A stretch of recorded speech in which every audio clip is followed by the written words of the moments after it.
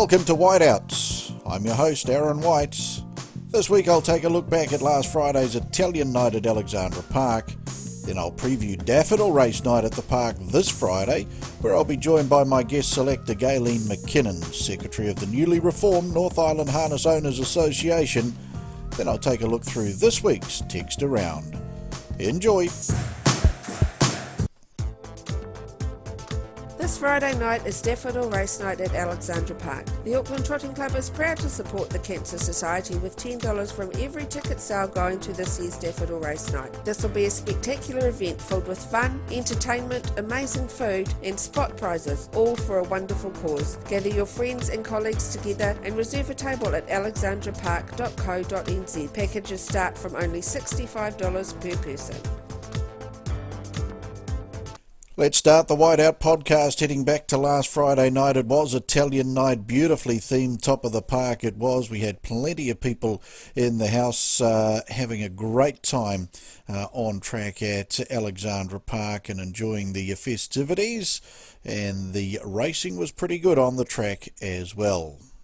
The feature trot was race 5 on the program, where one of the most improved square gators in the north, Heard the Whisper, was victorious in the hands of driver Todd McFarlane. For Waiuku trainers and last season's leading trainers of trotters, Michelle Wallace and Bernie Hackett. They quinelled the race, with Mr Good and Evil being a gallant run in defeat. Third was last season's Anzac Cup winner Lamond, who lost no admirers in defeat from his 50-metre handicap. Heard the Whisper is a brother to Group 1 National Trot winner Irish Whisper, and that was his 7th career win on Friday night. He completed the 2,700-metre journey in 3:30.5, a mile rate of 2:5.4, home in 58 and 29.6. It was a lovely win off the front tape, and this is what co-trainer Michelle Wallace had to say about it. Michelle, what's been the key to Heard the Whisper's improvement over the last month? Yeah, no, he come up to here for the better stakes and that, and he just took a couple of starts to get going right-handed, and each start he's just got better and better around the last end, and Todd said he was the best he's been last night, and that paid off. You said he was your best chance from the stable in last week's Text Around, so thank you very much for that. Going forward, with winning confidence under his belt, what plans can you set out for him now? We're just going to race him every couple of weeks and keep him ticking over until the Christmas racing comes around, when there's some good racing, and he should be pretty right for that. Yeah, with the confidence around him now, he's one of those horses in the intermediate grade that could certainly earn a few dollars here in the north. Exactly, and the money is so good. It was, it's good the owners sent him up to us. Also, the aptly named Mr Good and Evil, well, he was good on Friday night in defeat. Yeah, he was good. He was evil the week before, but, he was really good last night. And going forward, the similar plans with him to Heard the Whisper? Exactly, yep. We'll just keep them ticking over, race them every couple of weeks, and then keep their fitness up, and they'll be ready to go for the Christmas carnival. Well, congratulations for you and Bernie with getting the quinella in the feature trot. Thank you very much, Aaron. Putting Lamond's run into context, he trotted 3:26.7 off his 50-metre back mark, which was 2.5 seconds faster than Speeding Spur won the week prior. I had a chat with Ross Painter about Lamond's effort. Here's what Ross had to say. Hey Ross, a superb effort from your boy in defeat on Friday night. How's he come through the run? Yeah, no, he's coming through pretty good, Aaron. He left a little bit of tucker, but very happy with him on a whole. He's eating his breakfast up and everything, so pretty good. You recovered pretty quickly. He trotted 2.5 seconds faster in defeat than what Speeding Spur won in. What's your plan of attack now going toward the Dominion Handicap? Oh, we're going to look at the mile race this week coming at Auckland, and then we'll just reassess things after that, whether we have another run at Auckland before we go down to Christchurch or not. We'll sit down and have a good look, but definitely the mile race at Auckland next week's the next one for us. The feature pace was the last on the program, a small but quality lineup which saw the Adrian Matthews-trained Edam Fast succeed, aided by a perfectly constructed J. Abernathy drive. Edam Fast paced the 2,200 metres in 2:40.2, a mile rate of 1:57.1, the last 857.7 and the last 428.6. Runner-up was Bodine Weston, who was fresh up and will have only taken improvement from the outing, and his stablemate Rico Lover put in another brave placing. Let's see what Adrian Matthews had to say about Edam Fast's victory the horse she said was the best of her two runners on Friday night in the Texter round last week. Well, Adrian, that was Edam Fast's fifth career success on Friday and his third from his last 6 starts. From the outside looking in, can we finally say he's matured into that big frame? Yeah, that would be right. He's sort of always showing a bit of potential, but just, needed to strengthen up a little bit. Do you feel he's also taken plenty of benefit from his trips to Cambridge Raceway? Possibly a little bit. Earlier on, he was a little bit better left-handed, but, he's getting around right-handed good since he's sort of come back this time as well, and maybe just a little bit of confidence having those few wins down there. It was a terrific drive by Jay Abernathy, who's forming a good association with the 4-year-old son of Better Than Cheddar. Yeah, Jay's done a huge job for us driving. He's been very committed to our horses, and he always comes to the workouts and drives them and gets to know them when they first start out. And, he sometimes we talk about things, sometimes we don't, but he always drives the horses positively, and if he's ever asked to do something with the horses, he always does it. And how did Edam Fast come through the run? Oh, he's full of himself. Yeah, he comes through it really good. All right, what's next on the agenda for Edam Fast? I think we're just going to stay up here and sort of race around at Auckland for the next little while, with the possibility of maybe looking at some of the 4-year-old races later on if he, keeps going as well as he is. Other notable performances on the night came with Alta Leone in race 6. She produced an emotional win on many levels when providing Cambridge horseman Kyle Marshall with his first training success with the Big Jim mare. She paced a 159.5 mile rate home in 56.2 and 27.1 for the 2200 metres. Alta Leone's stable name is Jackie, as a tribute to the passing of Jackie Higgins. Wife of co-owner David Higgins, Friday was the 10-year memorial of Jackie's passing, so yes, it certainly seemed like there was an angel on the shoulder of Kyle on the night. I had a quick chat with Kyle about the lifelong dream coming to reality. Kyle, congratulations on your first training success, mate. Yeah, no, thanks, Aaron. It was an emotional win, and it was a good horse to do it on. And with all the people being there, it made it that more special. Training winners is something you've always wanted to aspire to. How does it feel to have that first win on the board? Yeah, well, it was a good team effort. Yeah, it's always something I wanted to do. It's just good to bring the horses to the race and get it raced. Then all the work you have to do along with everyone that's helped, and to have a good night like that just is awesome. And what a wonderful story around Alta Leone's win too there on Friday night. Yeah, as Higgy bought her at the sales as a yearling and named her Jackie after his wife, and she's paying us back with the excitement we get from her. You've got a nice team of young horses around you, owners as well. That's got to be good and a big help for the coming years. Do you see you clock up many more wins? Yeah, well, at the moment we got 10 around us in work at the moment, and a few young ones here that go quite good. And it's a good team coming together, and good season to have me first one.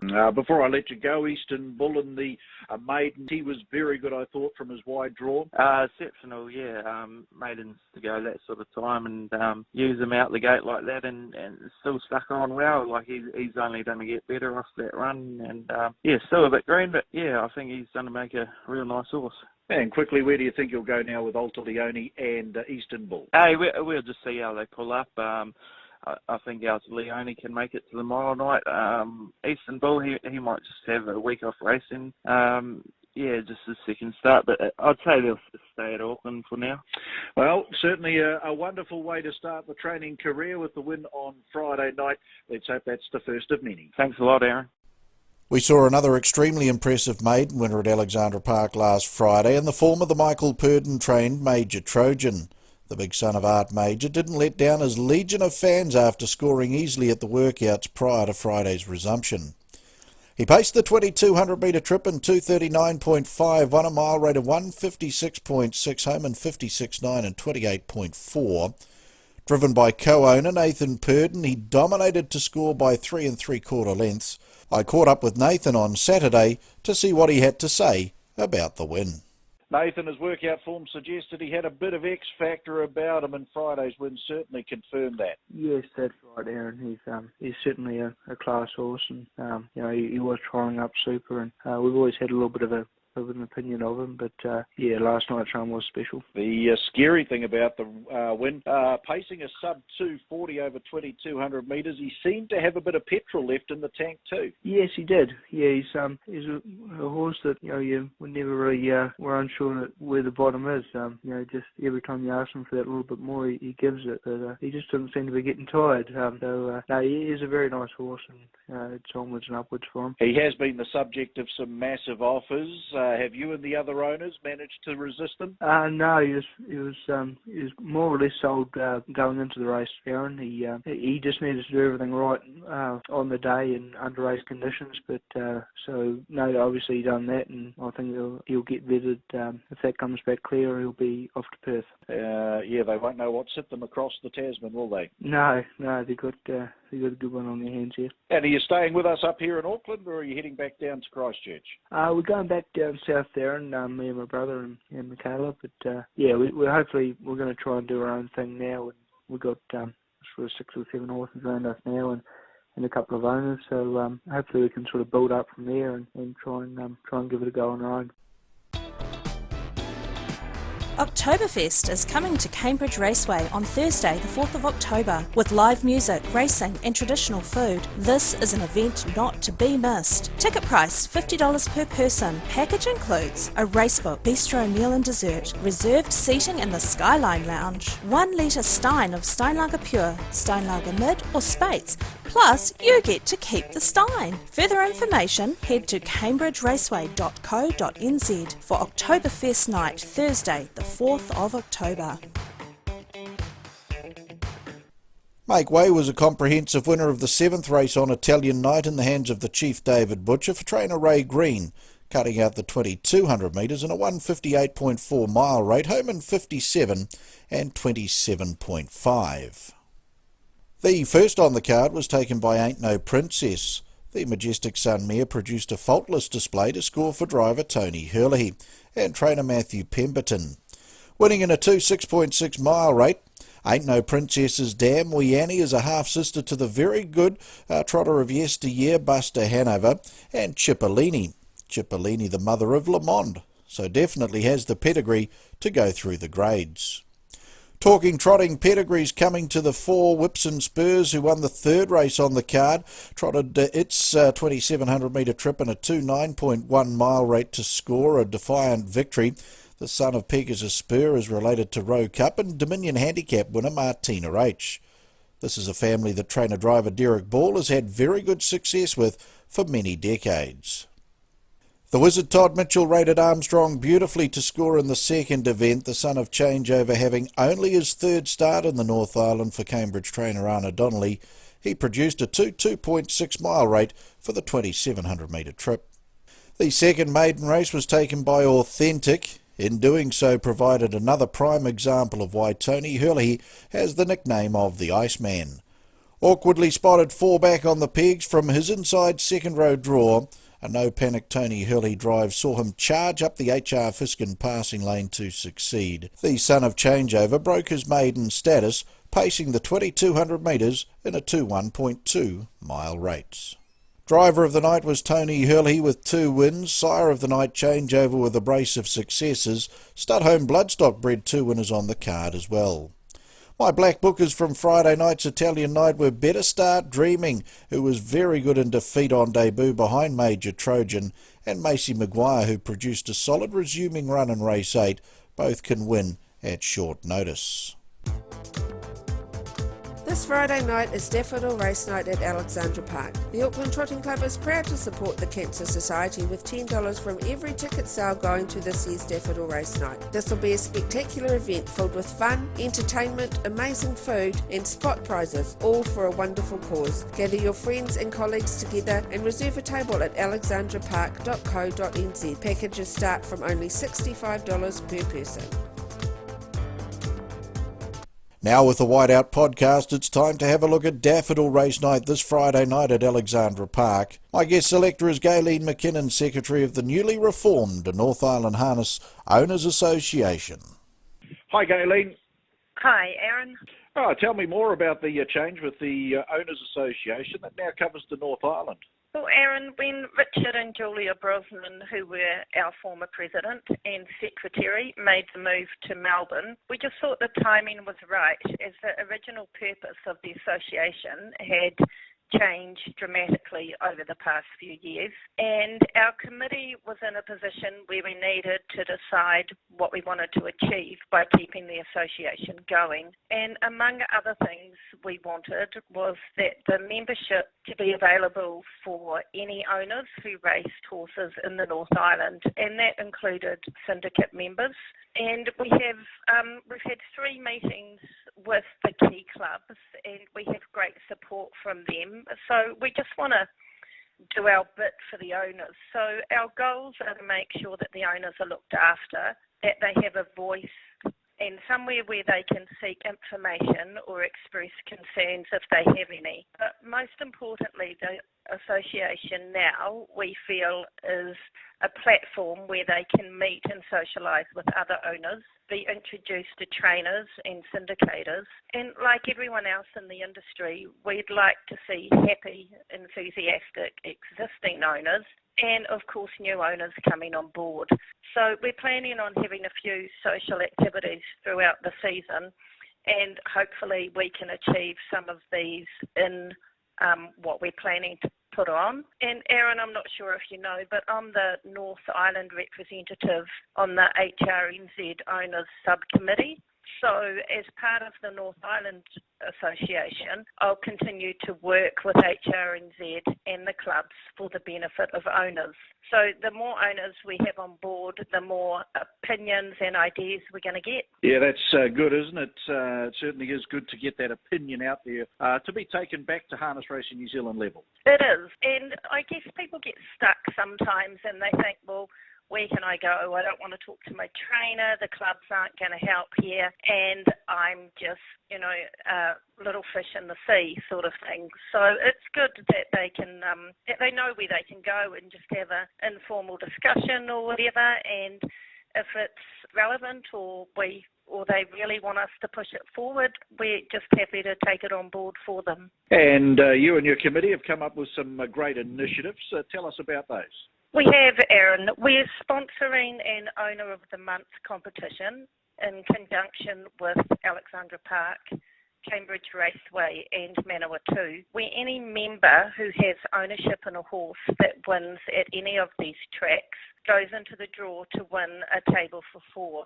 And it doesn't matter if they're an outright owner, part of a syndicate, or own a horse with 3 or 4 people. And if we've got 3 members who all have a share in the same horse, then each individual member goes into the draw if that horse happens to have a win. And so, if they're lucky enough to have 3 or 4 winners in a month, they can increase their chances of winning quite considerably. And then we've got our major prize, which will be drawn at our AGM, which will be in July 2019. And it's flights, accommodation and tickets to a premier national harness race meeting of the winner's choice. Oh, that's a great prize. Now, the inaugural winner of the Owner of the Month, tell us about that. That was drawn last week. It was. Our inaugural winner was Bernie Lim, and he's won a table for 4 at either Top of the Park or the Tasman Room at Alexandra Park, and he can redeem this on a race night of his choice at any night throughout the 2018-19 season.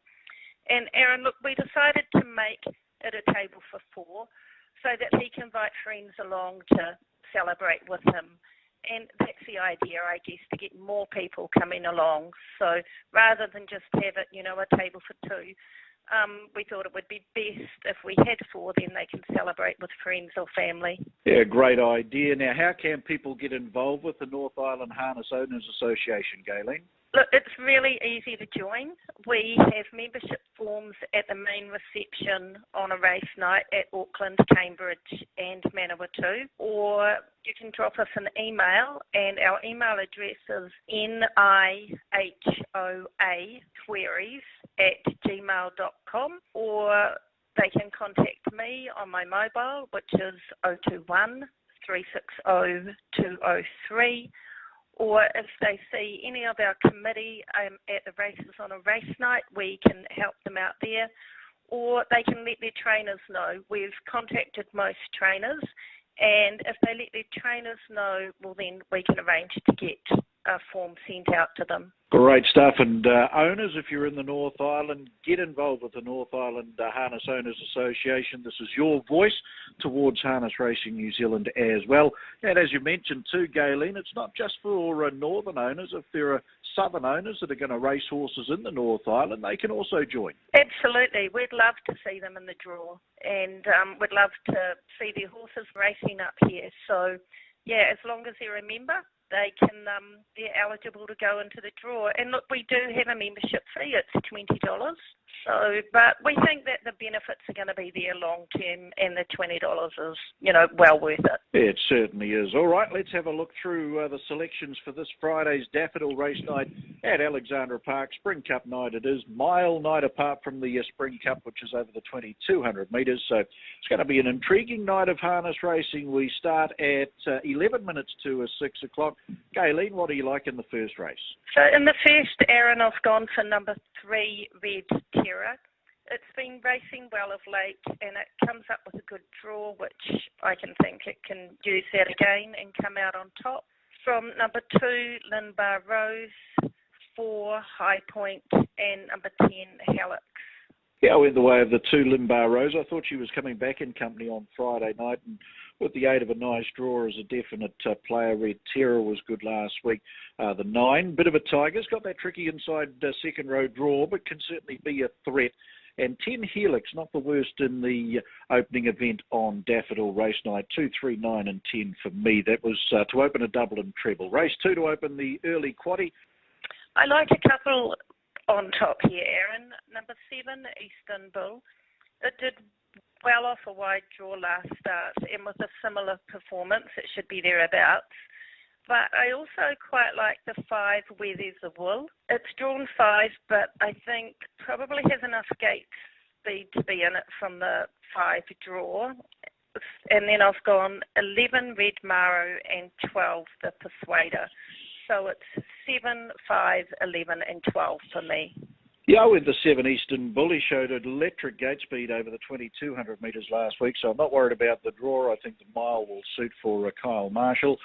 3, About Turn, was the Black Booker a couple of weeks ago, gets a nice draw. The 1, Jetson Hunter, well, I'm willing to forgive his first 2 runs in his career. He's got the draw tonight to certainly show his true potential there. And a 2, Ideal Tiger, beaten by a wide draw last time. 7, 3, 1 and 2. We open a double in the third, Gayleen. Who do you like here in the Square Gators event? I've gone for number 11, What A Boys. It was a good run last start off a handicap, and off level marks this week it should go close. I've gone for 8, Alta Venetia, 4, Show of Faith, and 6, El Rosa. So I've gone 11, 8, 4 and 6.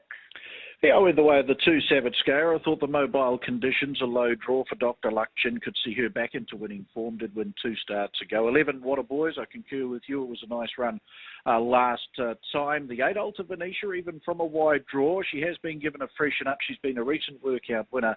And 1, Mr. Natural. The last time we had a mile night at Alexandra Park back in May, this horse won. So it comes into barrier 1 there for trainer Ali Rowden. Not the worst. 2, 11, 8 and 1.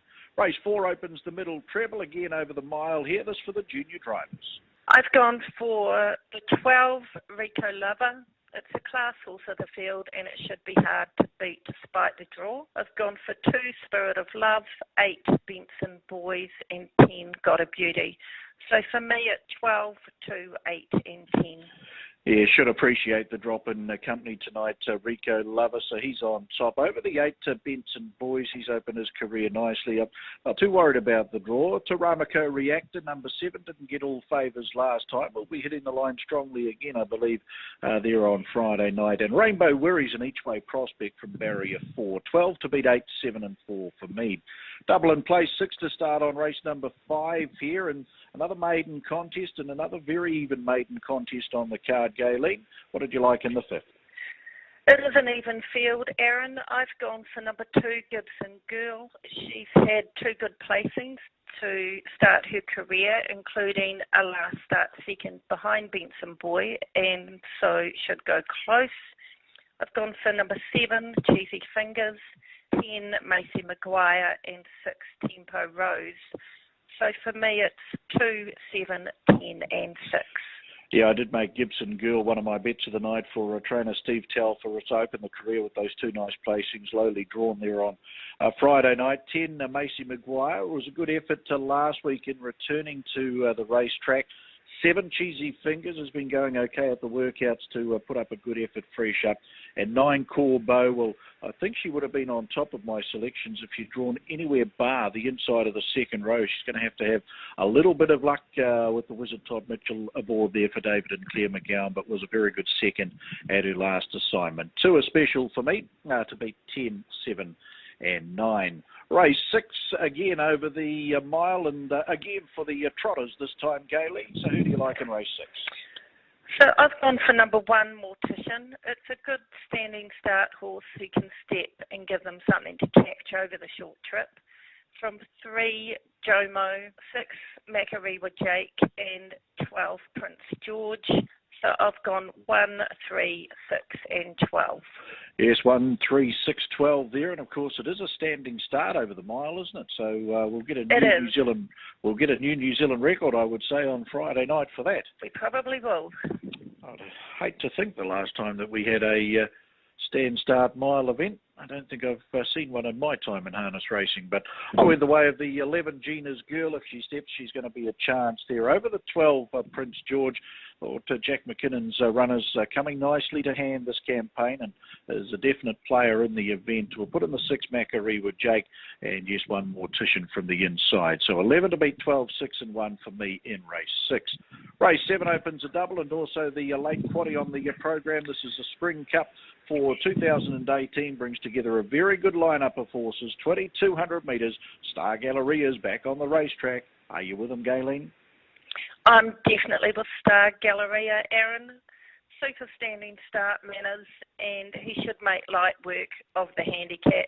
He smashed them in New Zealand record time last time out, and he should have improved from it. So I'm pretty sure that we can see him in the winner's circle again. From Mac Shard, No Doctor Needed, and Jack's Legend. I went the way of Star Galleria. That was simply superb in his return to racing, heading, of course, to the second Tuesday in November. The 4, Mark Shard, was very, very good in defeat behind Star Galleria. That was his first stand-start assignment there 2 weeks ago for Mark Shard, so he should have learnt a bit from that as well. 5, Jack's Legend, runner-up in the Cup last year, the New Zealand Cup, that is. So he's back on his new campaign. He'll give Star Galleria something to think about, I'm sure, on Friday night. 9, No Doctor Needed. Things didn't go his way last time when sitting parked and giving Star Galleria the perfect run. Well, if he can get the run this time and have the last crack at them, he's an each-way chance. No Doctor Needed, 8, 4, 5 and 9. Race 8 on the card to open the final treble, the Cancer Society Auckland Northland Branch Mobile. This over the mile here, Gayleen. Who do you like in race 8? I've gone for number 3, To Sir With Love. It was a good effort first start out of maidens last start. It has a good draw and gate speed, but it's a pretty even field. From number 1, Dream Major. It's had 1 start for 1 win and has the ace draw, so it could be thereabouts as well. 10, Boding Western, and 11, McGilligan Point. So I've gone 3, 1, 10 and 11. Yeah, I'm going with Dream Major to remain unbeaten for trainer Barry Purton. Comes up with the right draw, created a very good impression with his debut success. The 9 Make Way is going to get a lovely track through from the inside of the second row, so he can certainly make it back-to-back successes make way. Put in the 10 Bodine Western, returned with a nice second last week, and 11 McGilligan Point has been given a freshen up. 1 to beat 9, 10 and 11. First leg of the final double, the Trotters over the mile. Great to have Le Mans Temporale Speeding Spur clashing in race number 9 on Daffodil Race Night. How do you see the race, Gayleen? Well, it's certainly a good field. I've gone for number 6, Speeding Spur. It was a big fresh up run of the 50-metre handicap. It will have improved from that and may have a slight fitness edge over the 5-horse Temporale, but there's not much between them. So I've gone Speeding Spur, Temporale, Le Mans, the Almighty Johnson. So for me, it's 6, 5, 4 and 3. Yeah, I actually went Le Mans on top. I thought his run last week was very, very good off the 50 metres, would have taken plenty of benefit out of that and operates very well at the sprint journey. So I'm going to go the 4 over the 6 Speeding Spur, who was a fantastic return off his 50-metre handicap 2 weeks ago. Temporale, yeah, I think maybe Le Mans Speeding Spur might just have the fitness edge over Temporale, but we know how good he is. He's going to be right there in the fight, and it's going to be a great clash between these 3 Star Square Gators and number 3, the Almighty Johnson. Did place in some group races last year, so certainly has to be considered for those trifecta first 4 investments. 4, 6, 5 and 3 for me. The lucky last, Gayleen. How do you see this panning out for the Trotters? I've gone for number 5, Just Awesome. It's got a good record off the mobile and was good fresh up. Again, this is another even race. For second, I've gone 4, Great Fantasy, from 3, The Player, and 10, Brooks Bell. So for me, it's 5, 4, 3 and 10. Yeah, I concur with you. I thought I'm Just Awesome's fresh up run was good for James Stormont and would have taken good improvement out of that. So a definite player in the last. Over the 4, Great Fantasy, just continues to seem to find one better on the night. Deserves a maiden success. The 3, The Player, returned to racing with a good 3rd placing there. And my long shot of the night comes up in the lucky last. It is Mass Destruction for Michelle Wallace and Bernie Hackett. It's had the 3 career successes. Now, 2 of them have come from a mobile start, and both of those wins came over a mile. So Mass Destruction is the long shot in race number 10, number 7. 5, 4, 3 and 7 for me in the last. Gayleen, what can I mark down as your best bet of the night? My best bet of the night would have to be race 5, number 2, Gibson Girl. Race 5, number 2, Gibson Girl. Yeah, I went with Gibson Girl. I also did go Le Mans in the great clash with the Square Gators in race number 9, so I'm going to put him as a special as well, and yes, my long shot comes up in race number 10, number 7 there, Mass Destruction. Hey, Gayleen, thank you for your time being the selector for this week on the Whiteout podcast, and let's hope things go well too with the newly formed North Island Harness Owners Association. Thank you, Aaron. It's been a pleasure. Oktoberfest is coming to Cambridge Raceway on Thursday the 4th of October with live music, racing and traditional food. This is an event not to be missed. Ticket price $50 per person. Package includes a racebook, bistro meal and dessert, reserved seating in the Skyline Lounge, 1 litre Stein of Steinlager Pure, Steinlager Mid or Spates, plus you get to keep the Stein. Further information, head to cambridgeraceway.co.nz for Oktoberfest night, Thursday the 4th of October. This week's text around, let's head to the President's pick. Bruce Carter sitting on 100% strike rate, getting home again last week with Authentic. This week, Bruce says race 5, Gibson Girl from a nice draw, can certainly retain his 100% strike rate. Barry Purden says race 8, Dream Major, perfectly drawn over the mile tonight, can remain unbeaten. Adrian Matthews likes Rainbow Wirry on an each-way basis in race number 4. Steve Telfer concurs with President Bruce Carter, says that Gibson Girl's the best from his team. The Michelle Wallace Bernie Hackett stable, Macquarie Jake this week in race number 6. Kyle Marshall says Red Terror, race 1.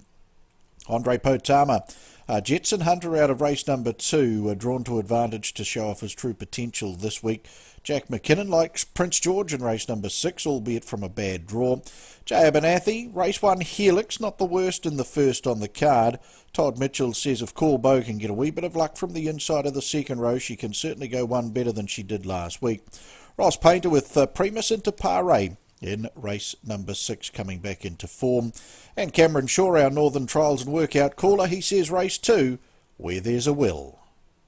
Well, that's all I've got for you this week. I trust you've enjoyed my podcast. Isn't it amazing, this harness racing? This is Aaron White, out.